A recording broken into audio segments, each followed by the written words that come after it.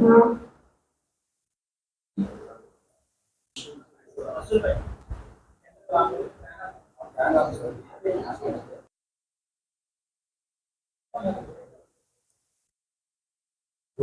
శంకరం లోకశంకరం.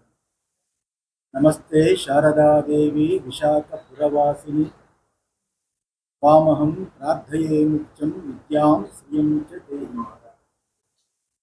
4 ఏళ్ల నుంచి మేము ప్రెస్ మీట్ పెట్టలేదు. ఇదే మొదటిసారి.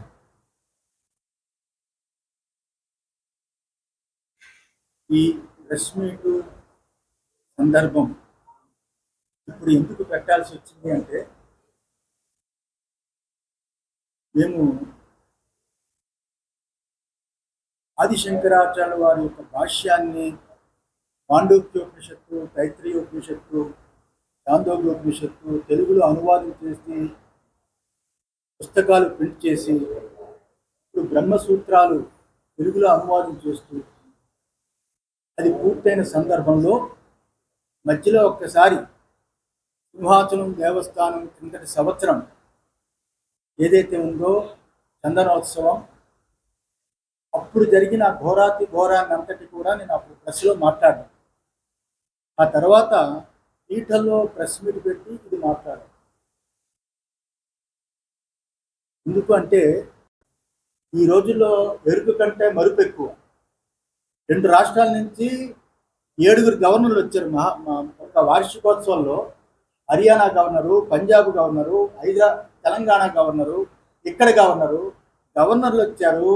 హర్యానా ముఖ్యమంత్రి వచ్చాడు, కేసీఆర్ ముఖ్యమంత్రి వచ్చాడు, ఎంతోమంది ఇక్కడికి వచ్చారు. అలాగే కేంద్ర మంత్రులు వచ్చారు, ఎంతోమంది వచ్చారు. వైసీపీ మినిస్టర్లు, ఎమ్మెల్యేలే రాలేదు. వచ్చినప్పుడల్లా నేను చెప్పాల్సింది ఎప్పుడు కూడా నెగిటివే చెప్తాను. ఎప్పుడు పాజిటివ్ పోగొట్టడం అనేది ఆ లాలస విశాఖ శారదాపీఠానికి లేదు. ఇది ఎవరిని ఆశించదు. ఈ చెయ్యి ఎవరిని ఆర్జించదు. ఎప్పుడు ఎలా ఉందో పీఠము భక్తులతోటే పెరిగింది తప్ప రాజకీయ నాయకులతో పెరిగిన పీఠం కాదు. ఇది ధర్మం కోసం నిలబడాలి అని, ఇది ఒక ఆధ్యాత్మిక పీఠం. నేను పీఠాధిపతిగా కూర్చున్నాను కాబట్టి ధర్మం కోసం చెప్పాలి. నాకు ధర్మం కాబట్టి చెబుతున్నాను కానీ నేను మామూలు స్వామిగా ఉంటే ఇవన్నీ మాట్లాడేవాడిని కాదు. చంద్రబాబు నాయుడు గారు చాలా కాలం రాజకీయాల్లో అనుభవజ్ఞుడు, 3 పర్యాయాలు ముఖ్యమంత్రిగా చేసిన వ్యక్తి, సెంట్రల్తో చాలా సంబంధాలు ఉన్నవారు. ఇప్పుడున్న ఈ క్లిష్ట పరిస్థితిలో ఉన్న ఆంధ్ర రాష్ట్రాన్ని రక్షించి ఆర్థికంగా చాలా గొప్పగా చేయగలరని భగవంతుడిని కోరుతున్నాము. ఆ రకంగానే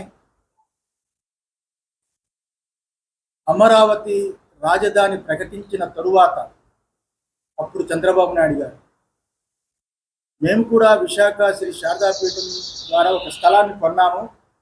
ఆ రాజధానిలోనే చాలా గొప్పగా నిర్మాణం చేసి అక్కడ కూడా విశాఖ శ్రీ శారదాపీఠం, శ్రీశైలం, తిరుపతి, ఋషికేశు, కాశీ, అలాగే తిరువన్నామలై, ఇతర రాష్ట్రాల్లో చాలా చోట్ల ఉన్నట్లుగా, అలాగే మొన్న కోకాపేటలో, హైదరాబాద్లో ప్రారంభించాము. అమ్మవారి గుడి అవుతున్నది. మేము కూడా మీ అందరికీ చెప్పాము ఒకసారి, ఇక నుంచి హైదరాబాద్లో మేము సెటిల్ అవుతాము, హైదరాబాద్ కోకాపేటలో ఉంటాము, పూర్తయిపోతుందని. అలా అన్ని చోట్ల కట్టినట్లు ఆ రోజుల్లోనే నిర్ణయించుకున్నాము. అమరావతిలో శ్రీ శారదాపీఠం నిర్మాణం చెయ్యాలని.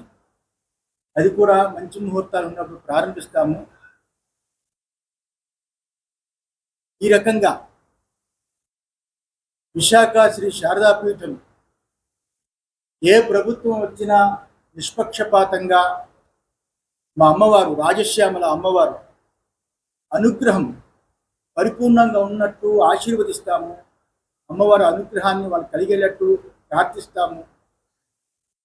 ఎప్పుడులాగే యజ్ఞాలు, హోమాలు చేస్తాము.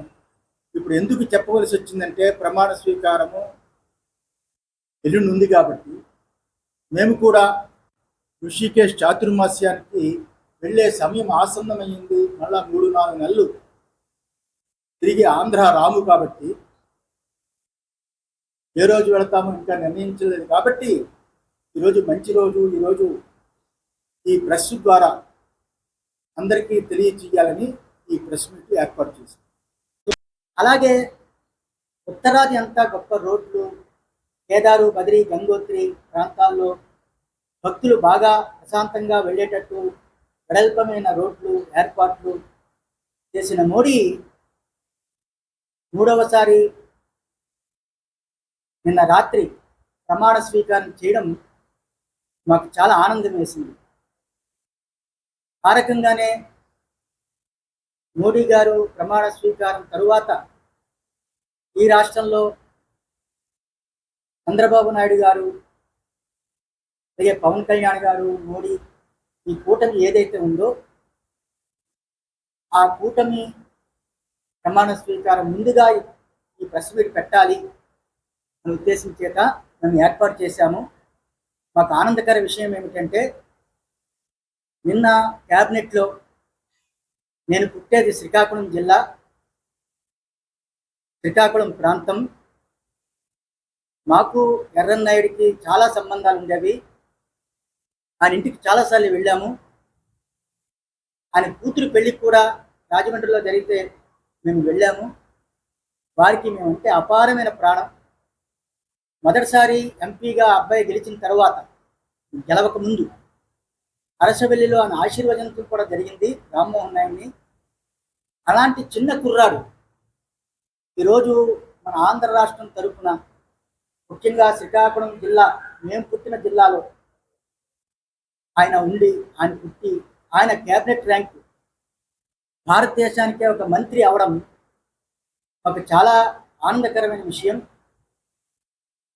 అంత గొప్ప అదృష్టాన్ని పొందాడు అంటే రామ్మోహన్ నాయుడు, చంద్రబాబు నాయుడే కారణం. చంద్రబాబు నాయుడు అతన్ని ప్రపోజ్ చేసి మంత్రిగా చేయడం చాలా ఆనందదాయకం.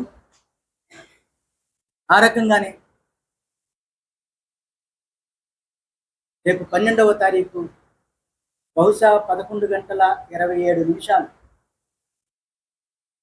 చంద్రబాబు నాయుడు ముఖ్యమంత్రిగా ప్రమాణ స్వీకారం. చాలా అత్యద్భుతమైన ముహూర్తము, సింహలగ్నము.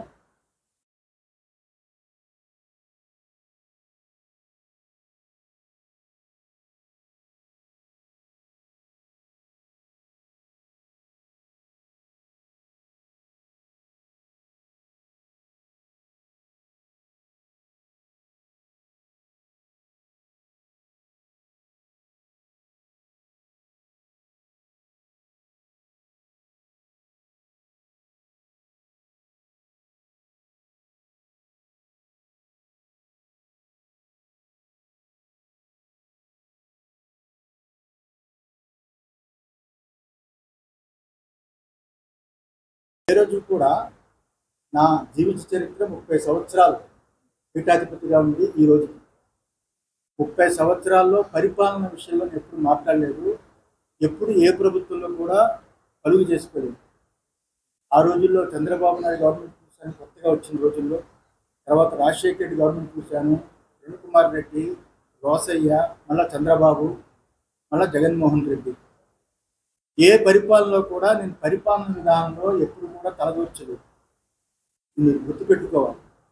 నేను దేవాదాయ ధర్మాదాయ శాఖ టీటీడీ వరకే పరిమితమై, ముఖ్యంగా ముహూర్తాలు, నాకు అదృష్టమో దురదృష్టమో తెలియదు, కానీ తెలిసిన దాన్ని ఉన్నది ఉన్నట్టుగా డైరెక్ట్గా చెప్పడం అలవాటు.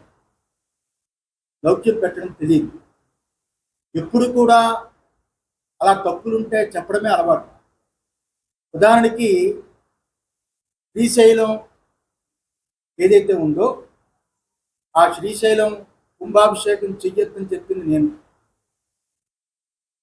దక్షిణాయనంలో చేయకూడదు అని ఆపింది నేను. జగన్మోహన్ రెడ్డి గవర్నమెంట్ ఆపితే కోర్టులు మేనేజ్ చేసి ఉత్తరాయణ వచ్చింది కదా చేశాడు. మాఘమాసం పుత్రనాశ ఉంది ఆగమంలో, శైవాగమంలో. మాఘమాసంలో శైవాగమంలో శ్రీశైలం కుంభాభిషేకం చేయకూడదని ఉంది. అది జగన్మోహన్ రెడ్డి గవర్నమెంట్లో దేవాదాయ శాఖ రాసి పంపించారు. ఇంకా చాలా ఉన్నాయి ఇందులో. రాజులకి పుత్రుడంటే రాష్ట్రమే కదా. ఈరోజు ఏం జరిగిందో మీరు చూశారు. సింహాచలంలో ఆ రోజు ఎలా మాట్లాడానో చందనోత్సవంలో మీరు చూశారు. అది తిరుమల తిరుపతి దేవస్థానంలో జరిగిన వెంకటేశ్వర స్వామి నిత్యం వందలాది సంవత్సరాలు, వేలాది సంవత్సరాలు జరిగే అన్నప్రసాదాన్ని తృణధాన్యంతో మార్చినప్పుడు కూడా నేను విభేదించాను, లెటర్ రాశాను. అందువల్ల ఈ స్వరూపానంద ఏ గవర్నమెంట్ వచ్చినా,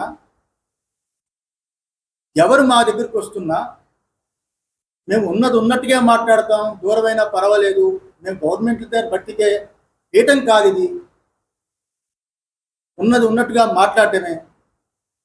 సంపాదించుకోవాలి, దాచుకోవాలి అనుకునే పీఠం కాదు ఇది.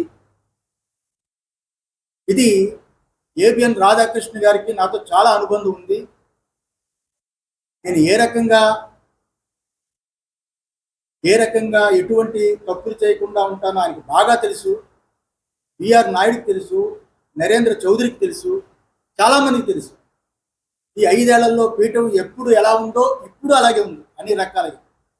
అందువల్ల అప్పుడు మురళీమోహన్ రాజమండ్రి ఎంపీగా ఉన్నప్పుడు నేనే అప్పుడు రాజమండ్రిలో చాలా పెద్ద సభలు పెట్టి సాధువులందరినీ పిలిచి